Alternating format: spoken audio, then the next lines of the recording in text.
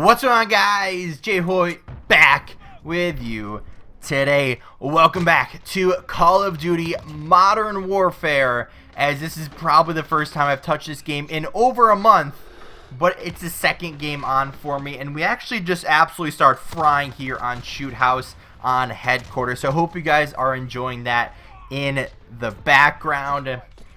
And for today, if you guys don't know or aren't aware, the Minnesota launch weekend for the new CDL, the Call of Duty League, just happened yesterday for me, 2 days ago for you as you're watching it.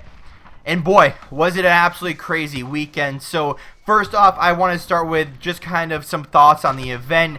Then we'll get into, I guess, the pre-power rankings, the matches, and then the post-power rankings after that. So that's how we're going to lay it out, but let's get right into it. So thoughts on the event overall. I mean, it went great, but obviously it's the new first event of the thing. There obviously was, some basic stuff as far as like camera cuts and observer errors and whatever. But of course, I expected stuff like that. And, that just happens for anything, whether it's a new sports team, esports, new event, anything like that. You're going to have those new, I guess, new event or first event kind of jitters, I guess I'll call it. Totally understand that. Not going to knock them, but hopefully they learn from that and move on to, I don't even remember what the heck the next event is. I probably should have kept that up. And hopefully they can continue that at London, have a great time there. London should be crazy as far as the crowd goes, so I'm very, very excited to see that. But like I said, a couple of minor things here and there, but nothing too crazy. But one thing that kind of bothered me going into this event, so they were announcing the casters, and obviously we knew what teams were going to be there, and all of that stuff, right? But some of the kind of like big faces that were there last year in the CWL weren't there this year. Now, they had the returning duo of Merc and Maven, which was great, right? Those are the two all-star casters there. Then you had, I think I saw on either the second or third day, you had Benson and Chance, which was great, right? Then you have Miles and Momo, right? So there's your three duos of casters, which all are great. I mean, Chance I don't really like, but whatever. But it's still, right, six of your main casters are there. No big problem there. But then you look back, and some of the big pieces that were on the analyst desk last year, or hosting, or anything like that, just weren't there. So you had Puckett return, which was super cool, because I absolutely love Puckett. He was a great host. Then you had, I don't remember her exact name, but it's like Lonnie Prague, or the girl that was on the desk hosting that. Whoever she is, I don't know where she come from. But she was there, so I would much rather have had Katie Bedford back, because she did a fantastic job last year, and I know a lot of people in the community absolutely loved her, as well as Jess Brohard, is that her name? Or Brahard? I don't remember what her last name is, but she did a fantastic job too, as far as the CBU went last year. And it sucks not seeing either of those two there. Along with, also on the analyst desk, you had Pac-Man, Study, Nameless was back, which was, I guess, okay. And then we had TP, no longer a coach for the old Optic Gaming squad. He transitions back to the desk. Now, also, I don't know if that's going to be a permanent thing throughout the year, or if that was just kind of a first event thing, but it would be super cool to see him there at the events now that he's decided not to coach and kind of be that content creator. But the other thing that, so that kind of bugged me going to the event, right? Some of those key faces from last year weren't there, but, they seem to do a decent job, and maybe as the season goes on, they realize that they need more people, and they'll bring those people back. Maybe not Pac-Man, because now he's the coach of Optic Gaming LA, but the rest of the guys would be awesome to see them back. The other thing, though, as soon as the event started, obviously it was delayed because of technical issues and whatever. I get it, right? First event, gotta make sure you have everything working, but the commercials, the ads, all of that stuff. I think I saw the same commercial 6 times before the first match even started. So that was kind of frustrating. And then as the event went on, obviously you had the same repeat ads and commercials and everything else throughout the event. So you probably saw the same commercial probably like 25, 30 times throughout that entire weekend. Now I was only able to watch the Friday matches and then the Sunday matches, which was unfortunate, but you know, real life stuff kind of got in the way of that one. But still, I heard the matches were great. I got a bunch of them on my watch later on YouTube to kind of watch at a different point, to watch later, obviously. But the other cool thing I guess we'll touch on YouTube real quick, that they're streaming exclusively on YouTube, although I did also see that they're doing it on MLG.TV as well, which was weird. So I don't know how that works out, but that was just something interesting that happened before. But the last two things on my list here have to do with the COD caster. Actually, two out of the last three things on my list here. We had the COD caster. Although it looks really cool, I think it could definitely be improved on. And I know obviously the casters, or the observers, I guess I'd call them, want to show off all their new features and all the cool stuff that they have there, but they seem to go a little bit overboard as far as, you know, the different camera angles and all of the new features that they had to show off. They kind of went overboard on the first day, as I read on Reddit and on Twitter. They apparently did get better at that. I know on day 3 there, they definitely toned it down a ton. But then the kind of biggest thing I kept seeing was, like, just don't keep switching them. Don't keep doing that. Just keep it simple. You know, the faces on the screen were cool, but I know a lot of people wanted to see the scoreboard, or all the stats and everything, and they wanted to see the mini-map up at all times, and obviously I definitely agreed with that one. But then the other thing is the very confusing system that is the CDL this year. Maybe it's going to be a lot more simpler as we progress here, but whatever the system was at this event, apparently it's going to be different next one.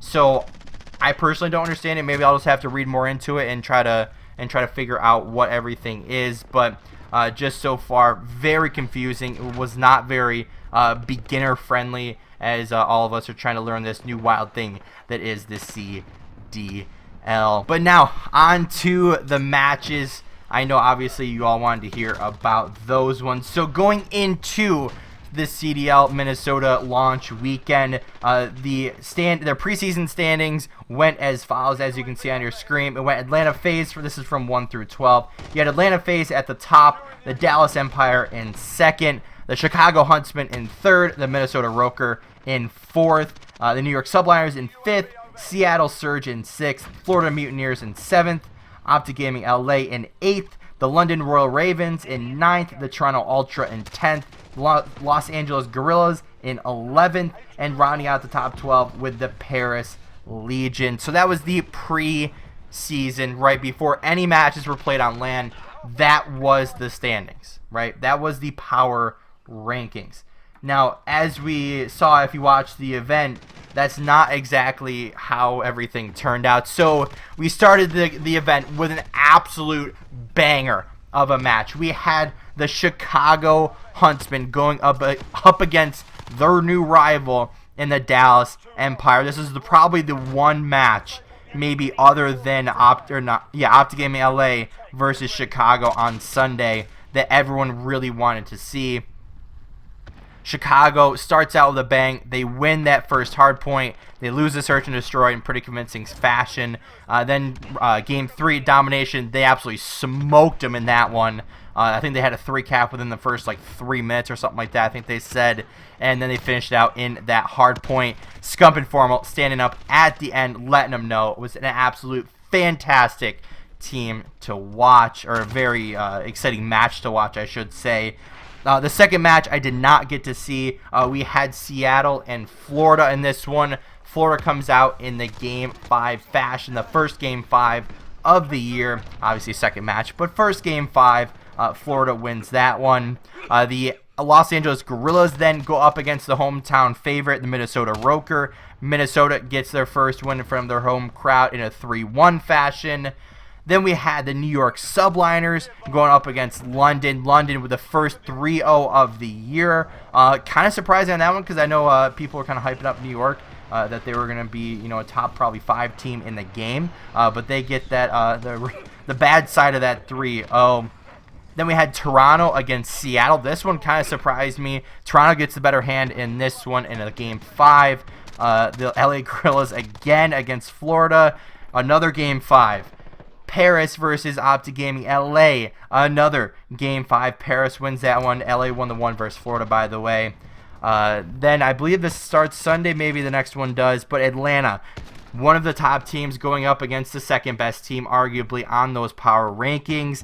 3-0. Atlanta FaZe comes out and mollywops Dallas, which was really surprising because Dallas was supposed to be that number 2 team heading into the event, and they get swept 3-0.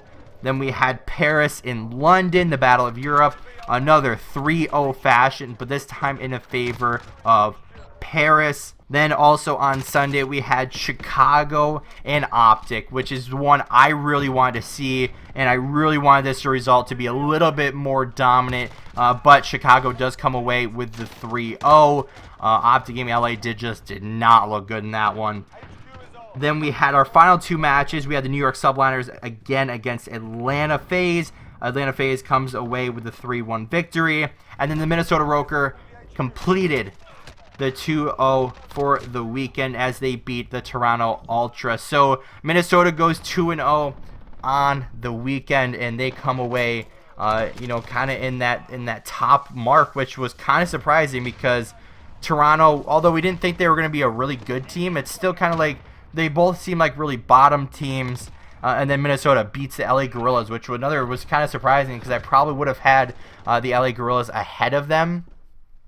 But Minnesota shows up, and they show up and make some hype at their home arena. But I mean, this entire event was crazy. I mean, I guess you can see the standings on your screen now, and you can see that top 4, right? You had Atlanta FaZe, Chicago Huntsmen, both, and I'd give them probably the top 2 just because of their map count.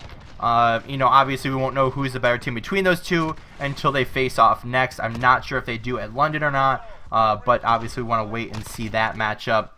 Then you had the Minnesota Roker and Paris, both also at 2-0, but you have the 6-2 map count rather than 6-1. So, you know, I'm really kind of surprised on those 2 teams. Like, I really am. So 6-2 map count for both of them. Then you had now top 5. You have the Florida Mutineers at 1-1 with a 5-5 map count. London Ravens 1-1 with a 3-3 map count.